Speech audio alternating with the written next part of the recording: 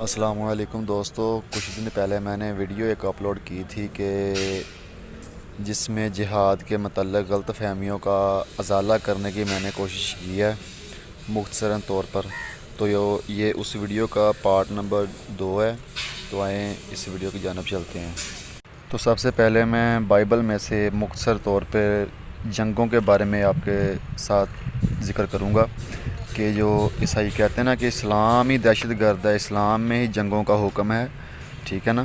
تو ان کو یہ بتاؤں کہ اپنی کتاب بھی ذرا غور سے پڑھ لیا کریں، اس میں بھی جنگوں کے بارے میں کیا کہا گیا ہے، ٹھیک ہے نا. میں حوالہ جات دوں گا آپ کو اور آپ خود بائبل کھول کر آپ پڑھ سکتے ہیں، دیکھ سکتے ہیں، ٹھیک ہے. تو میں آپ کو حوالہ جات دیتا ہوں. پہلے نمبر پہ کتاب قضاء باب 1، اس میں بھی جنگ کا ذکر ہے. کتاب تثنیہ اشارہ باب 20، کتاب یوشع باب 4، کتاب یوشع باب 6، کتاب یوشع باب 7، کتاب یوشع باب 8، کتاب یوشع باب 9، کتاب یوشع باب 10، ٹھیک ہے نا.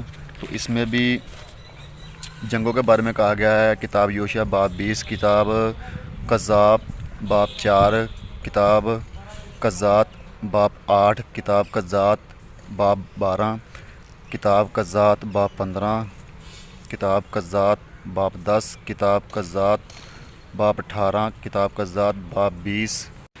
ان حوالہ جات میں یوشع، افراہیم، شمشون کے جنگوں کے بارے میں کہا گیا ہے. اور کتاب قضاء باب 20 میں 22,000 معصوم مارے گئے، ٹھیک ہے نا. اس میں بھی بائبل ذکر کر رہی ہے کہ 22,000 معصوم مارے گئے کتاب قضاء باب 20 میں، یا پڑھ کے دیکھنا ہے. اس کے بعد چلتے ہیں سیموئیل 1 باب 13، اس میں شاول کی جنگوں کے بارے میں بتایا جا رہا ہے. سیموئیل 1، ٹھیک ہے، باب 15، اس میں تو کہا گیا ہے کہ جانوروں کو بھی قتل کرو، سب کو قتل کرو، انسانوں کو، بچوں کو، بوڑھوں کو، عورتوں کو، جانوروں کو بھی قتل کرو. سیموئیل 1 باب 17، سیموئیل 1 باب 18 داؤد کی جنگ کے بارے میں بتایا جا رہا ہے. سیموئیل 1 باب 21، داؤد نے مارا لاکھوں اور شاول نے مارا ہزاروں کو، ٹھیک ہے. یہ اس میں اس کا ذکر کیا جا رہا ہے کہ باب 21 سیموئیل 1 داؤد نے مارا لاکھوں کو، شاول نے مارا ہزاروں کو. تو اس کے بعد سیموئیل 1 باب 24، سیموئیل 1 باب 25، سیموئیل 1 باب 26، سیموئیل 1 باب 29، سیموئیل 1 باب 30، سیموئیل 1 باب 31، سیموئیل 2 باب 3 اور 2، سیموئیل 2 باب 7، سیموئیل 2 باب 11. اس کے بعد آتا ہے کتاب ملوک 20، اس کے بعد آتا ہے کتاب ملوک باب 22، باب نمبر 20 کی جنگوں کے بارے میں بتایا جا رہا ہے. اس کے بعد آگے بتایا جا رہا ہے. اس کے بعد بائبل کتاب اخبار 1، بائبل کتاب 10، نہم، بائبل کتاب اخبار 13، کتاب 1 کتاب یہودیت باب 1، اخبار کتاب 1 یہودیوں کی لڑائی ہے نا، اخبار کے بارے میں اس میں بتایا جا رہا ہے. اس کے بعد چلتے ہیں کتاب یہودیت باب 4، 5، 7 اور 14. یہ یہودیت کی کتاب میں باب نمبر 4، باب نمبر 5، باب نمبر 7، باب نمبر 14 میں بھی جنگوں کے بارے میں بتایا جا رہا ہے. اس کے بعد چلتے ہیں کتاب ارمیہ باب 39، اس کے بعد چلتے ہیں کتاب ارمیہ باب 40. اس کے بعد کتاب مکابین، اس کا باب نمبر 2، باب نمبر 3، باب نمبر 5، باب نمبر 6. اس کے بعد چلتے ہیں متی کی انجیل باب نمبر 2، معصوم بچوں کو قتل کیا گیا، اس میں اس کا ذکر ہے، آپ خود پڑھ کر دیکھ سکتے ہیں، ٹھیک ہے نا. اس کے بعد چلتے ہیں متی کی انجیل باب 26 میں، ٹھیک ہے نا. اس میں بھی کان اڑانے والی جو بات ہے نا، عیسیٰ علیہ السلام کے شاگرد نے جو کان اڑایا تھا ایک شخص کا، ٹھیک ہے، اس کا ذکر آیا ہے، ٹھیک ہے. تو اسلام کے اوپر تو بہت زیادہ تنقید کی ہے نا لوگوں نے. اسلام جنگوں کے بارے میں بتا رہا ہے، جنگیں کرنے کا حکم دے رہا ہے. تو میں بائبل سے حوالہ جات دی ہے نا آپ کو، اگر نہیں سمجھ لگی آپ پھر مجھ سے رابطہ کر سکتے ہیں. یہ بائبل اٹھا کر آپ خود پڑھ کر دیکھ سکتے ہیں اس کے بارے میں جنگوں میں کیا کہا گیا ہے، ٹھیک ہے.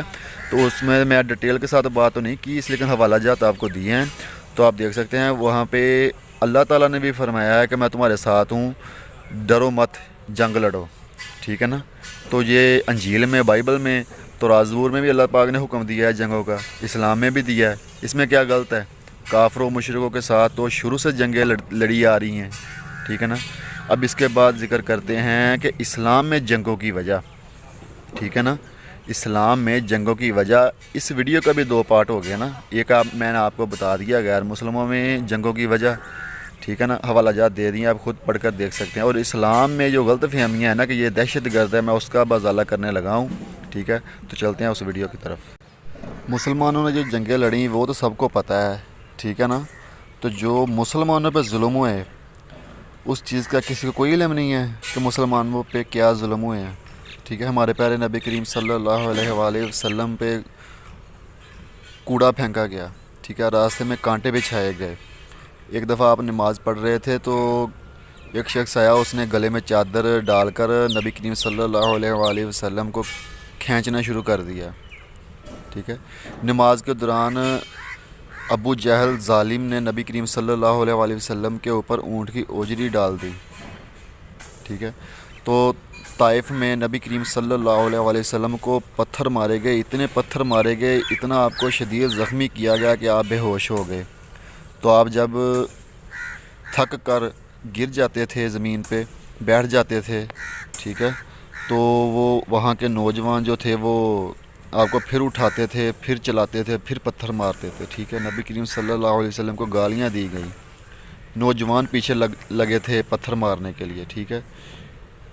تو حضرت بلال رضی اللہ تعالیٰ عنہ پہ جو ظلم ہوا وہ نہیں آپ کو پتہ، جو کافروں نے کیا تھا؟ گرم ریت کے اوپر لٹا کر سینے کے اوپر پتھر رکھ دیتے تھے، کوڑے مارتے تھے، وہ ظلم نہیں آپ کو یاد؟ حضرت ابوبکر صدیق رضی اللہ تعالیٰ عنہ کی بڑی صاحبزادی ہجرت کے وقت جب نبی کریم صلی اللہ علیہ وآلہ وسلم اور حضرت ابوبکر صدیق رضی اللہ تعالیٰ عنہ گئے نا ہجرت کر کے مدینہ شریف، تو وہاں کے کافروں نے نبی کریم صلی اللہ علیہ وسلم کا پیچھا کرنے کے لیے جب حضرت ابوبکر صدیق رضی اللہ تعالیٰ عنہ کی بڑی بیٹی پہ جو ظلم کیے وہ نہیں آپ کو یاد؟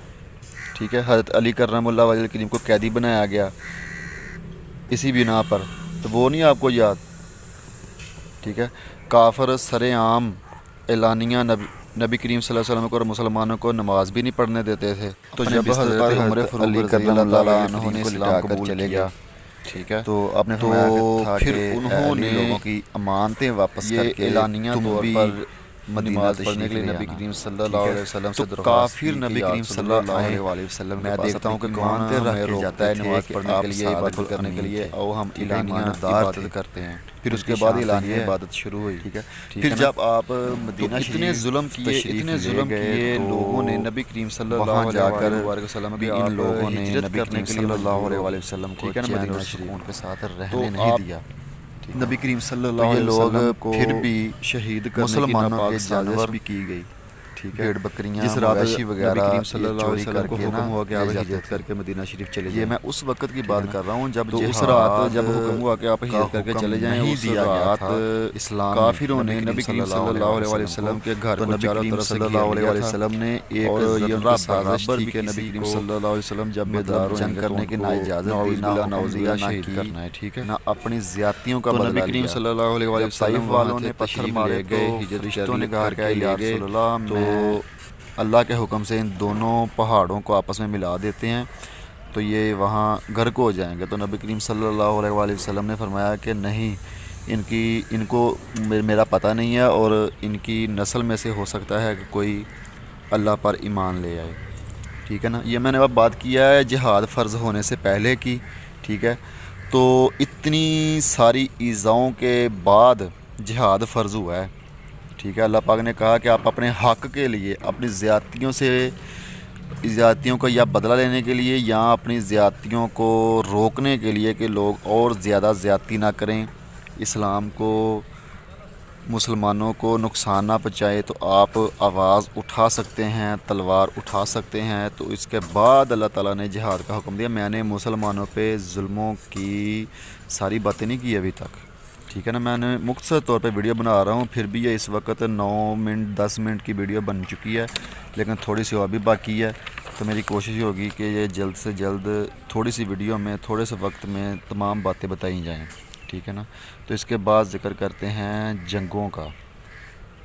تو جو اسلام کی سب سے پہلی جنگ ہوئی غزوہ بدر، تو مکہ والوں کا قافلہ مدینہ کے پاس سے گزرا تھا، ٹھیک ہے، ساز و سامان کے لیے، اور مکہ کی عورتوں نے بھی اپنے زیور دے دیے کہ جاؤ اس کے ہتھیار لے کر آؤ، تلواریں نیزے لے کے آؤ، مسلمانوں کے خلاف جنگ کرنی ہے، ان کا نام و نشان ختم کرنا ہے۔ تو یہ جب بات نبی کریم صلی اللہ علیہ وآلہ وسلم تک پہنچی کہ مکہ والوں نے قافلہ روانہ کیا ہے، ٹھیک ہے نا، یہ ہتھیار لانے کے لیے جو ہمارے خلاف استعمال ہوں گے، تو اس وقت اللہ تعالیٰ نے جہاد حکم کر دیا، فرض کر دیا کہ جہاد کرو میرے لیے، ٹھیک ہے نا، آواز اٹھاؤ۔ تو پھر نبی کریم صلی اللہ علیہ وآلہ وسلم نے صحابہ کرام سے یہ مشورہ کیا کہ چلتے ہیں، ٹھیک ہے، اس قافلے کو روکتے ہیں، وہ ہتھیار ان سے لیتے ہیں جو ہمارے خلاف ہی استعمال ہوں گے، ٹھیک ہے نا، اور ان کو بھی پتہ چلے کہ جو انہوں نے اتنا نقصان کیا ہے، ہمارے مویشی لے گئے، جانور لے گئے، تاکہ وہ دوبارہ جرت نہ کریں کہ ہمارا نقصان کرنے کی۔ تو نبی کریم صلی اللہ علیہ وآلہ وسلم 313 صحابہ کرام کو ساتھ لے کر جب روانہ ہوئے، تو ابو سفیان اس قافلے کا سردار تھا جو مکہ والوں کی طرف سے قافلہ تھا۔ تو اس کو پتہ چلا کہ مسلمان ہماری طرف آ رہے ہیں، تو اس نے راستہ بدل لیا اور مکہ کو خبر پہنچا دی کہ ہمارا قافلہ خطرے میں ہے، مسلمانوں نے ہمیں ہلاک کر دیا، تباہ کر دیا، تمہارے پاس آیا جائے، ہماری مدد کی جائے۔ تو پھر مکہ والوں میں ابو جہل 1000 آدمیوں کو ساز و سامان کے ساتھ، جنگی آلات کے ساتھ لے کر بدر کی طرف روانہ ہو گیا۔ پھر اس کے بعد ابو سفیان نے یہ خبر پہنچائی کہ ہمارا قافلہ سیف ہے، ہم نے راستہ بدل لیا، ہمیں مسلمانوں سے کوئی خطرہ نہیں ہے، تو آپ نہ آنا۔ تو پھر ابو جہل نے کہا کہ اب تو ہم آئیں گے اور بدر کے میدان میں اونٹ ذبح کر کے کھائیں گے، گانے گائیں گے، شرابیں پئیں گے، عورتوں کو نچائیں گے، اور ایسا وہ کام کرتے رہے، ٹھیک ہے نا۔ تو پھر ابو جہل تو 1000 آدمیوں کے ساتھ آیا تھا، اور مسلمان تھے 313، اور ان کے پاس زرے بھی 6 تھی اور تلواریں بھی 8 تھیں، اور وہ جو ابو جہل کے ساتھ قافلہ تھا وہ سارا ساز و سامان کے ساتھ 1000 کا 1000 بھرا ہوا تھا، ٹھیک ہے نا۔ تو مختصر طور پر وہ جنگ ہوئی، اللہ پاک نے مسلمانوں کو فتح دی، اور کافروں کے 1000 لشکر کو 313 صحابہ کرام نے شکست دی، یہ اللہ پاک نے مدد کی تھی۔ تو غزوہ بدر کے بعد کافروں کو شکست ہوئی، اور انہوں نے مسلمانوں سے بدلہ لینے کے لیے تیاری شروع کر دی۔ پھر تقریباً غالباً 1 سال بعد انہوں نے غزوہ احد لڑنے کے لیے اپنی جنگ کو تیار کیا، اور 3000 کا لشکر لے کر دشمن وہ مسلمانوں پہ حملے کے لیے آئے، ٹھیک ہے۔ تو نبی کریم صلی اللہ علیہ وآلہ وسلم نے ان کا مقابلہ کرنے کے لیے 1000 آدمیوں کا لشکر لے کر وہ گئے احد کے مقام پہ، ٹھیک ہے۔ تو وہاں جا کر خزرج قبیلے کا ایک سردار تھا جس کا نام تھا عبداللہ بن ابی، تو 300 آدمی اس کے تھے، ٹھیک ہے نا۔ تو اسی کی مدد سے کافروں نے جنگ کرنے کا سوچا تھا، ٹھیک ہے، کیونکہ وہ خزرج قبیلے کا جو سردار تھا نا عبداللہ بن ابی، مدینے کا سردار اس کو بنایا جانے والا تھا۔ تو نبی کریم صلی اللہ علیہ وسلم جب ہجرت کر کے مدینہ شریف تشریف لے گئے، تو اس کو یہ چیز اچھی نہیں لگی کہ میں نے سردار بننا تھا اور لوگوں نے محمد صلی اللہ علیہ وآلہ وسلم کو سردار بنا لیا، اور اوپر سے اس نے کلمہ بھی پڑھ لیا، جنگ کے لیے تیار بھی ہو گیا، نبی کریم صلی اللہ علیہ وسلم کے ساتھ بھی چلا گیا۔ تو وہاں احد کے مقام پہ جا کر وہ اپنے 300 آدمیوں کو لے کر مدینہ واپس آ گیا۔ تو مسلمانوں کی تعداد کتنی رہ گئی؟ 700۔ تو ادھر کافر کی تعداد کتنی تھی؟ 3000۔ لیکن پھر بھی نبی کریم صلی اللہ علیہ وآلہ وسلم نے اتنی عقل مندی سے، ٹھیک ہے نا، جنگ لڑی کہ 50 آدمیوں کا جو گروہ تھا انہوں کو نبی کریم صلی اللہ علیہ وسلم نے ایک پہاڑی کے اوپر جمع کر دیا، اور کہا کہ ہماری بوٹیوں کو چیل کوے بھی لے جائے، جب تک میرا حکم نہ آئے آپ نے یہاں سے ہلنا نہیں ہے، ٹھیک ہے۔ وہ تیر انداز تھے۔ تو جب جنگ لڑی جا رہی تھی تو مسلمانوں کو فتح ہوئی، ٹھیک ہے۔ تو پھر وہ 50 کا جو لشکر تھا انہوں نے سوچا فتح تو ہو گئی ہے، اب نیچے چلتے ہیں، ٹھیک ہے۔ تو انہوں نے نبی کریم صلی اللہ علیہ وسلم کے حکم کی اتباع نہیں کی، اور وہ پہاڑی سے نیچے آ گئے، اور کافروں نے دیکھا کہ یہ اب مال غنیمت سمیٹنے میں مصروف ہیں، تو انہوں نے پیچھے سے حملہ کر دیا، ٹھیک ہے۔ تو پھر مسلمانوں کے بہت زیادہ جو فوجی ہیں وہ شہید ہو گئے اور مسلمانوں کو اس جنگ میں شکست ہوئی، ٹھیک ہے، لیکن پھر بھی کافر وہ بھاگ گئے تھے مسلمانوں کے دوبارہ حملے سے، تو مسلمان ان کے پیچھے بھی گئے تھے، پیچھا کرنے کے لیے نبی کریم صلی اللہ علیہ وسلم نے بھی بھیجا تھا، ٹھیک ہے، نبی کریم صلی اللہ علیہ وسلم کو اس جنگ میں بھی زخم پہنچے، ٹھیک ہے نا، تو وہ ان فوجیوں کی، ان صحابہ کرام کی تھوڑی سی مسٹیک کی وجہ سے یہ جنگ شکست میں بدل گئی فتح کے بعد، کہ وہ نبی کریم صلی اللہ علیہ وسلم نے فرمایا تھا کہ میرے حکم کے بغیر نیچے نہیں آنا، ٹھیک ہے، تو وہ آ گئے تھے، اس لیے ان کو شکست ہوئی، اور غداری اس میں جو کی ہے عبداللہ بن ابی رد کی، جو اپنے 300 آدمیوں کو لے کر غزوہ احد میں پہلے کہتا رہا کہ ہم آپ کے ساتھ ہیں، ہم آپ کے ساتھ ہیں، اور ساتھ گیا بھی تھا آدمیوں کو لے کر، لیکن جب جنگ کا ٹائم آیا، وقت آیا، تو 300 آدمیوں کو لے کر واپس آ گیا، اور مسلمانوں کی تعداد 700 رہ گئی اور کافروں کی تعداد 3000 تھی، ٹھیک ہے نا، تو یہ تھا غزوہ احد کا واقعہ کہ جو کافروں کی طرف سے لڑی گئی، ٹھیک ہے نا، دونوں جنگوں میں پہل کافروں نے کی، وہاں پہ بھی کی غزوہ بدر میں، اور یہاں پہ کی بدلہ لینے کے لیے، ٹھیک ہے نا۔ اب بات کرتے ہیں غزوہ خندق کی بات، جس کا ذکر قرآن پاک میں، جنگوں تینوں کا ذکر قرآن پاک میں ہے، لیکن سورۃ احزاب میں غزوہ خندق کا ذکر ہے۔ اب غزوہ خندق کی بات کرتے ہیں۔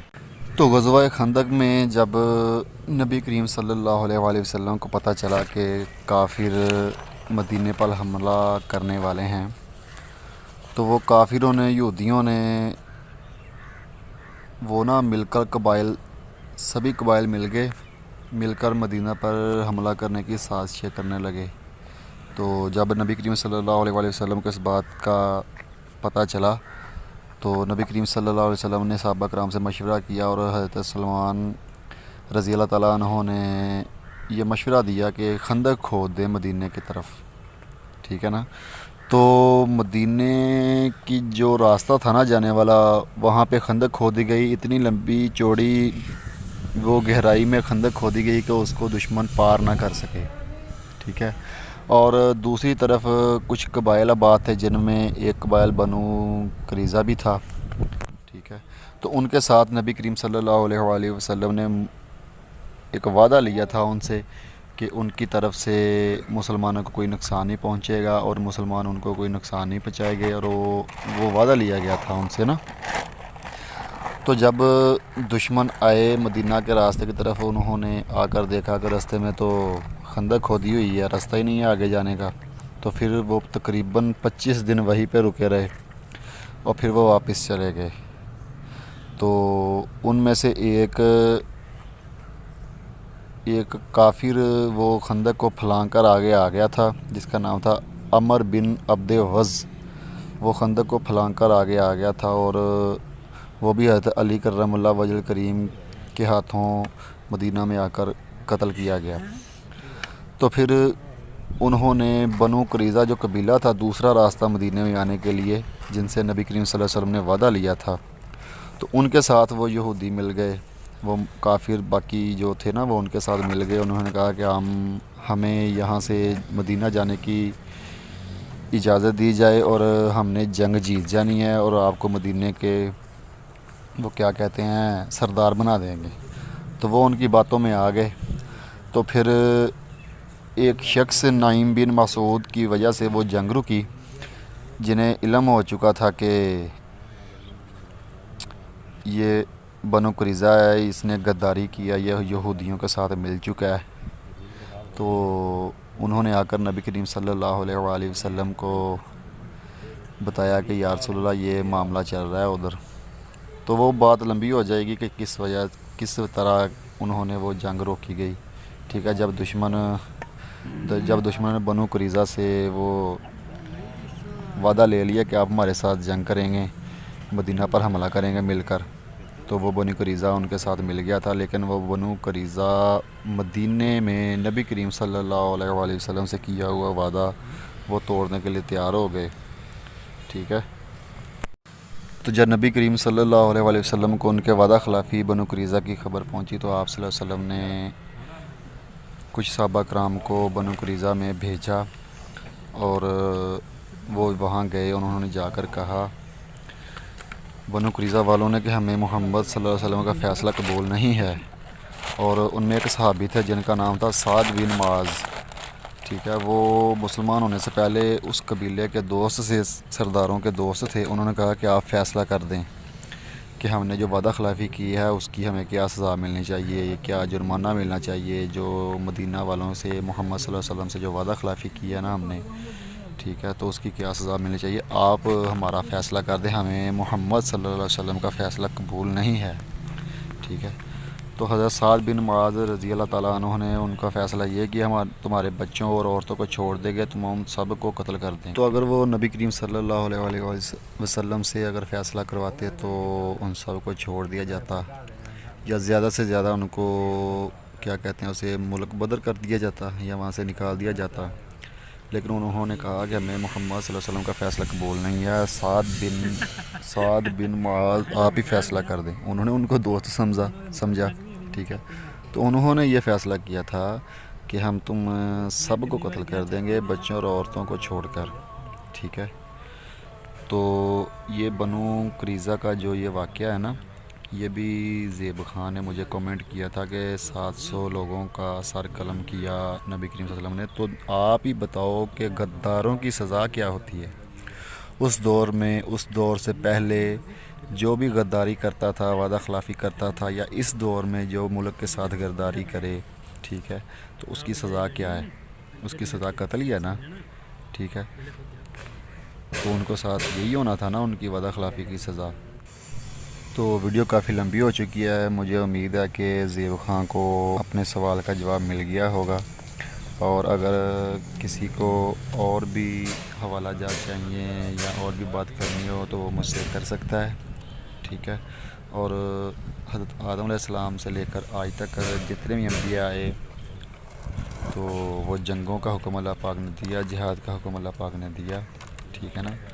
تو جہاد کے متعلق جو غلط فہمی تھی تو برائے مہربانی مسلم اور غیر مسلم دونوں اس کو اپنے دل سے نکال دو.